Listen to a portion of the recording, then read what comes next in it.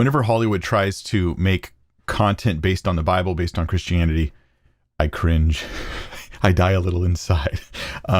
This is an example of possibly that happening again. We'll see. I don't know. I'd like to have high hopes, but I already quickly viewed the trailer for Netflix's new upcoming movie, Mary, and it doesn't look great to me. I think it's gonna be a movie, not a show, but we'll see. Hopefully it's a movie and not a show. It doesn't just keep going and going.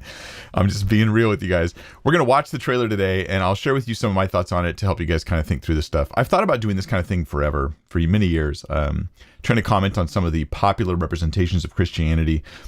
I'm not saying this is specifically meant to undermine Christianity, but will it represent things properly or not? That's the question, because a good cinematic treatment of Mary's life would actually be very great, but incredibly difficult to do well. So the opening scene, there you go. Mary, that must be Joseph. He's on the horse, she's on foot for some reason. It's kind of weird.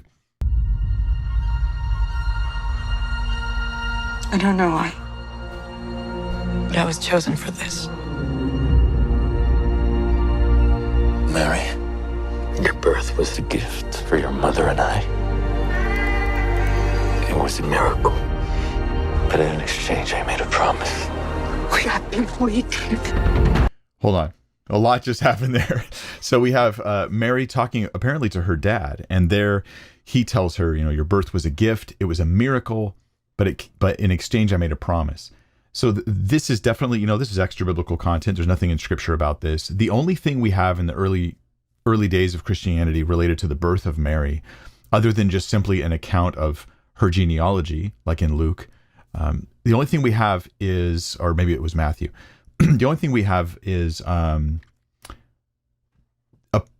non-biblical writings, Gnostic writers who were trying to sort of, what they would do is they saw the rise of Christianity, they wanted to hijack it and bend it towards their own means. So these are effectively heretics, and they wrote about the birth of Mary, and it's some strange stuff. That's the earliest thing you get, anything about the birth of Mary. In actual official Christian teaching, there's nothing in the early days of the Christian church, nothing in the Bible about that, except that she's born. We know that she was alive. But he says it came with a promise he made. What does that mean? So we do have like the story of, I think it was Hannah in the Old Testament who couldn't have a kid, and she promised, Lord, if you give me a child, I'll dedicate him to you. And that was where Samuel comes from. The guy in 1st and 2nd Samuel in the Old Testament. Maybe they're taking that and adapting that for Mary. I don't know. I wonder what that's going to be. They're adding a lot of drama into it. So the other thing you saw this elderly lady briefly, that we do read about in the New Testament. I think I know what that is. She goes, we've been waiting, this lady right here. We've been waiting. And there was a woman who prophesied about Jesus when they came to the temple. This could have been that woman, but this would be after the birth of Christ, not before. You can actually see her right here in Luke 2:36. There was a prophetess, Anna, the daughter of Phanuel of the tribe of Asher. She was advanced in years, which is, this lady's pretty old, so I was thinking maybe that was supposed to be her. Having lived with her husband 7 years from when she was a virgin. She's 84 years old, and she stays at the temple worshiping and fasting and praying.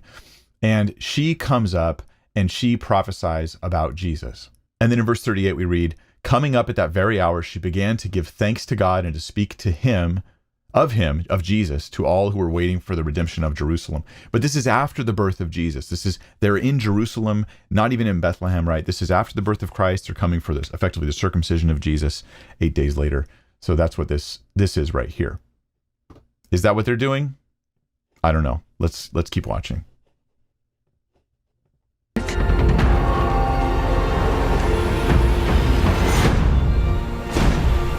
Great Herod, the prophecy. They got Anthony Hopkins to play Herod. That's interesting. So Hannibal Lecter as Herod. That's appropriate. Herod was a dangerous man. That's very, very true. Okay, so here we have someone telling Herod, hey, there's a prophecy about the coming Messiah, and here's his response. Speaks of the coming Messiah. What need have we of a Messiah? That's a weird line, but let me explain why. So Herod was the last Jewish king, Herod the Great. The Romans were the ones who were in control of the Jewish country, right? They were ultimately in control of Israel. And they had appointed, Herod to be the king of the Jews, but he had to be subservient, and he was very faithful and loyal to the Romans. He was known as building many great things for the glory of Rome. So he was a very Romanish type, supposedly Jewish-ish kind of king, but not really a king. Now, after he died, the Romans never trusted his descendants as much as they trusted him. So they would be called like a tetrarch or a lower thing. They wouldn't usually be called kings. One of his descendants liked to call himself king, but he wasn't officially a king. It was interesting stories there. Herod was known for being jealous for his power and violent to anybody who he even suspected might go against him, even killing family members who he thought would go against him. So Herod was a scary dude. We know this historically speaking. He goes after and tries to kill Jesus. We know the story of the wise men. They show up, or the magi. They're coming from the east, and they come and they talk with Herod. Herod then finds out that there's this Messiah character. But here's the thing. What's strange, you guys know the Christmas story, but the strange thing is Herod saying, we have no need of a Messiah. The belief in the Messiah is deeply entrenched in Jewish religion, and it's a highly political issue for Herod to say something like, we don't need a Messiah. Even in Scripture, when we read about this story, he doesn't tell anybody we don't need a Messiah. He instead asks them, where is this new Messiah being born? I will come and worship him. Because he knows the political machinations. You don't want to offend the religious leaders who are dependent on the Messiah, who believe the Messiah is coming. They don't want, if they think you're coming against the Messiah, it could foment rebellion. It could cause you problems with Rome, because your job is to keep the Jewish people subservient and peaceful and part of the Roman Empire. So it's just strange to have him say something like that. It feels weird. What need have we of a Messiah? Let it be understood, I am your king. So that must be the Mary actress there. I'm glad that she's not 12 years old. I know there was some people who try to push the date of Mary, her pregnancy, as young as possible for their own agendas. Realistically, we have no reason to think she was that young. There's good reason to think she was older. She was like, an age where it wouldn't have been as big of a thing. I mean, we like to have kids when we're like 35 in our culture, or something like that. We like pushing it way back, but she wouldn't have been like a 12 years old person. The statement, I am your king, that's great. Yeah. Herod, very jealous, very nervous, very paranoid about controlling everything to make sure that he is given the authority and the respect that he wants. And he does see Jesus when he learns about him as a potential threat to his throne. Okay, that was a little strange. He looked at Mary and he said, child. I guess they're going to make some kind of personal connection between Herod and Mary. I'm guessing that that's the case. That seems very strange to me, because the idea of what God did with Jesus is that he picks people who they're nobody in the eyes of the world. They're not important in the eyes of the world. Jesus picks fishermen, random fishermen. He comes to Mary, who's just a random Jewish. No, she's not random in the sense that her character is great. She's not of low character, but she's of low stance in the culture. And I think that's actually an emphasis in Scripture. I wonder what they're going to do to make a connection between her and Herod, to tell a different story, perhaps, than the one that actually happened. You are far more powerful than words, child. This is the girl boss part that I'm worried about. What they did with Pocahontas. Disney took the Pocahontas story and they turned her into a Disney princess, sort of, right? And it's not historically accurate. It doesn't represent real things that really happened, or real people, or the way that they thought or behaved. It doesn't represent the religion that Pocahontas would have ascribed to. It doesn't represent any of those things well. It's just a nice story for kids. I'm afraid they're doing something like this, this you're a girl boss type thing. You are more powerful than words. Like, nobody in the first century says this to anybody. Nobody says this to anybody. These concepts come from Oprah. These concepts come from modern Disney films. This is like the very self-focused bucket list version of humanity, where we're sort of focused upon our experience and living our journey and experiencing our lives and seeing ourselves as powerful and strong, and look at, you're so powerful. This is anachronistic, is what this is. There's no way these ideas are in the minds of the people in Mary's life or Mary herself. It means that people are taking their own thoughts and their own worldviews and projecting them onto what is really the most important story in the world, is the story of Jesus Christ. I don't understand how it is your will that I should marry this perfect stranger. There's the next one. In Disney movies, it is normal for a girl to have an arranged marriage that she doesn't want to have. That's like something I've seen so many times, Disney and Disney type films, right? Modern movies. Most likely, Mary would have been perfectly content to have this arranged marriage with Joseph. It turns out that Joseph actually is a great guy. And parents back then doing arranged marriages would have wanted to get a good guy for their child, not just some random dude. This is probably just a projection of modern uncomfortability, is that a word, with the idea of someone having an arranged marriage. Mary definitely had an arranged marriage. This is not seen as a bad thing. It's seen in other places. It doesn't mean it's required either, but we shouldn't knock it and just act like, no, all marriage should come from our great personal romantic experiences. Certainly that works out great. We have over 50% divorce rate for the people doing it that way. So I'm not going to suggest. The problem with marriage is when you have you don't share the same culture and values, and those values aren't grounded in God's truth. That's the problems with marriage. But arranged marriage can work fine. There's plenty of arranged marriages throughout time. I don't like it personally because I'm not in that culture. It's weird to me personally, but I'm not going to project my personal cultural baggage onto Scripture, which is unfortunately what's happening there. Very Disney princess feeling. You are to have a son. But that's not possible. All things are possible.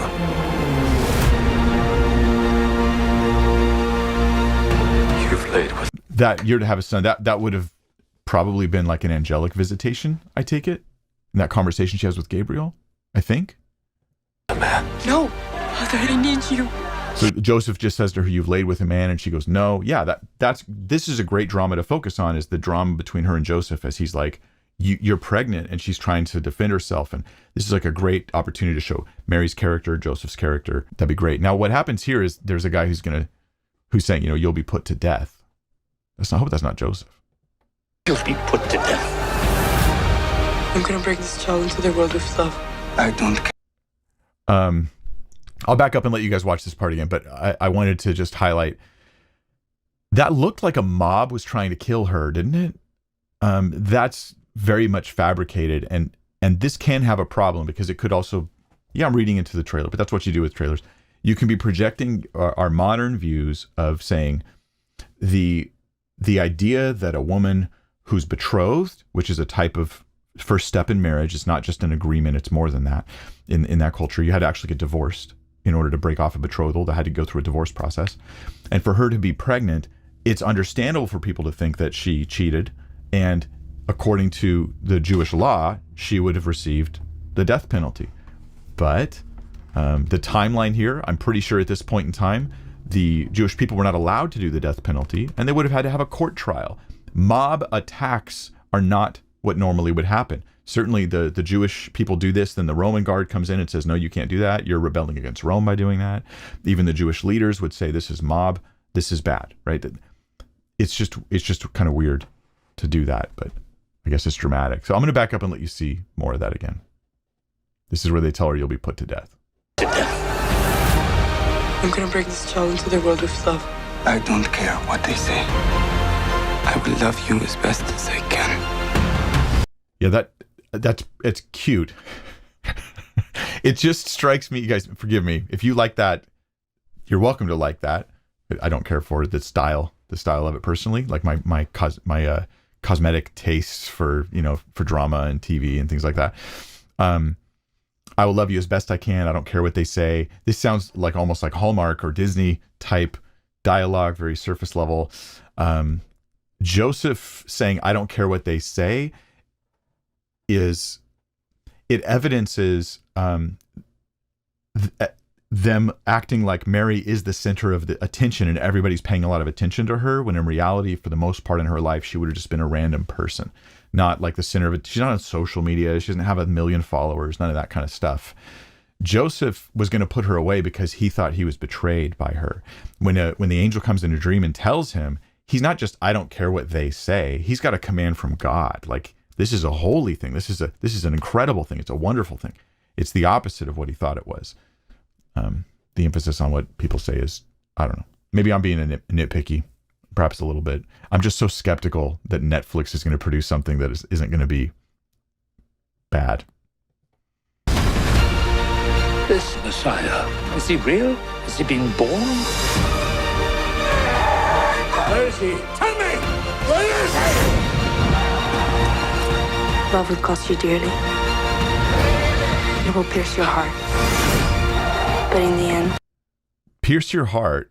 Okay, so in Luke 2:34, we read this. Simeon, who's a grown man, he blessed them and said to Mary, his mother, behold, this child is destined for the fall and rising of many in Israel, and for a sign which will be spoken against. Yes, a sword will pierce through your own soul also, that the thoughts of many hearts may be revealed. That is the passage that seems to be getting quoted here. But it was in the voice of a little boy, or maybe a girl. Let's listen to that again. Who said that? love would cost you dearly. It will pierce your heart. But in the end, love will save the world. So yeah, it sounds like a little kid to me. Maybe it was a girl. So it wasn't Simeon's eyes, but it wasn't love will cost you dearly. Maybe by love they mean Jesus' love, that kind of thing. But again, this is a very modernistic way of trying to communicate it that we don't find in the Gospels. I don't know. I find those all to be like slight red flags, because if we're going to take Jesus and we're going to turn him into a modernistic metaphor of love, then we're going to lose out on the fact that he is the only way to receive forgiveness of sins. He's the salvation of God promised through all the scriptures. If you have a Mary that is modern Disney girl boss and you lose the Jewish context and first century context, you're going to lose the significance of Jesus. You're going to lose the meaning of his coming. And so you'll have a sort of cultural Christianity type Jesus, which is sort of, we can all celebrate him because he ultimately requires nothing of us. He just encourages us to be loving to one another. That's the fear. I think that's a legitimate fear. That's what I would expect to be getting out of this. But maybe I'm wrong. Trailers are sometimes cut differently than the films themselves. So we'll see. Maybe I'll do a review when it comes out. I don't know. But I also think audiences, they don't want it to feel modern. I think that this is a bad decision. Okay, I could be wrong, right? I don't do media like this kind of stuff, but I don't think people want it to feel modern. I think they want it to sound like they could have said those things. They could have thought those things, instead of feeling like, no, these are the things you think being projected into their minds, which is what I feel like the trailer's doing. Yeah. But it's cool to see Anthony Hopkins there. Netflix's Mary, coming out in December. Maybe I'll do a review of it. I don't know. Doesn't look like it's going to be very good. I think it's going to be annoying.